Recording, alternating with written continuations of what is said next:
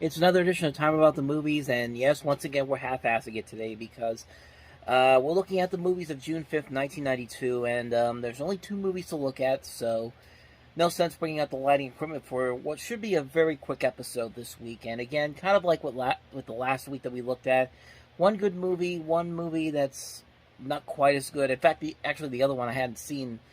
I didn't see The Adjuster the last time around, but I have seen this one, the one that we're going to talk about later on. But let's talk about the one movie that I did like that came out this weekend, and that is the second film based off of Tom Clancy's Jack Ryan character, this time with Harrison Ford starring as Jack Ryan, and that is Patriot Games.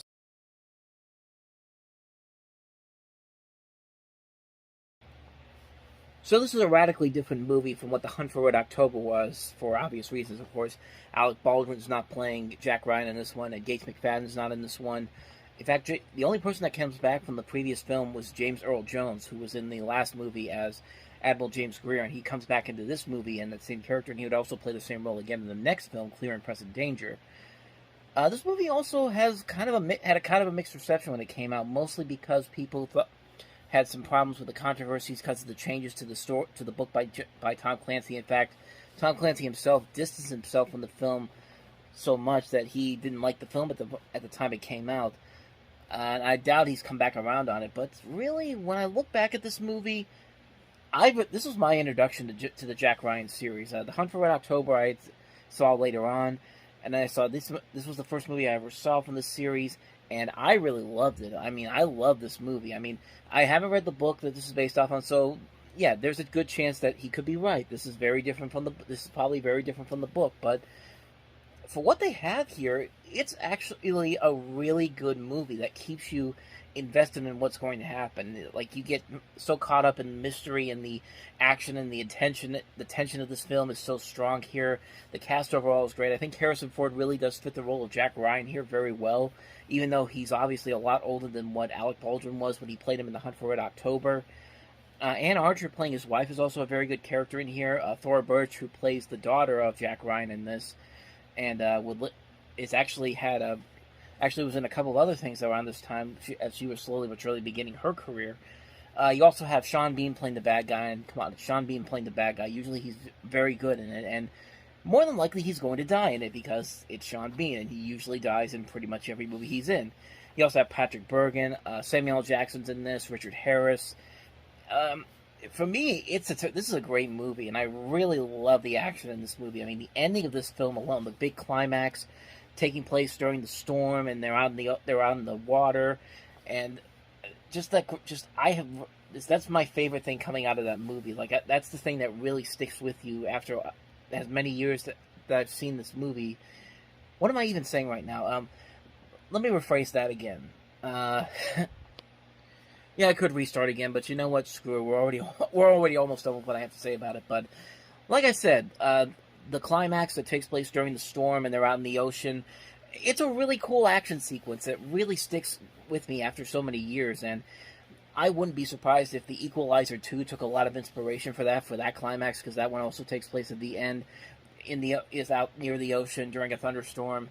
And I certainly like this one a lot better than that one, even though I did really like The Equalizer too, but that's for another time. But yeah, I really enjoyed this movie a whole lot. I think it's a really good action thriller. It works mostly because of of Harrison Ford in this and the rest of the cast. The action is great. It's just a ton of fun, and I mean, overall, I really do like most of the Jack Ryan movies. The only one I really don't like is The Sum of All Fears with Ben Affleck.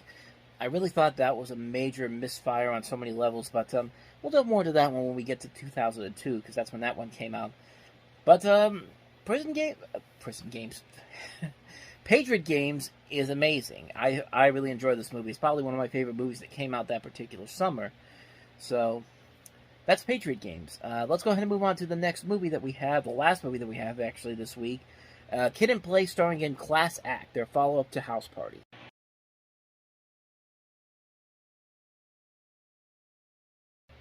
So essentially, this is basically an urban retelling of The Prince and the Pauper, only this time it's Kid and Play as the Prince and the Pauper, except yeah, Kid and Play really do not look like each other. I mean, they do not look like the same person, and that's kind of where I have the biggest problem with this particular movie. It's just that it never really makes any sense because they don't really they really do not look alike. And for this story to work, you really need to have either a dual performance by one of the actors, or do something different with it, like make it animated or something to make it even look like that. But that's one of the reasons why I don't think this works very well. Another reason it doesn't really work as well is something like the original House Party. It just doesn't really. It just doesn't have that same vibe that the House Party movies, the first two House Party films had.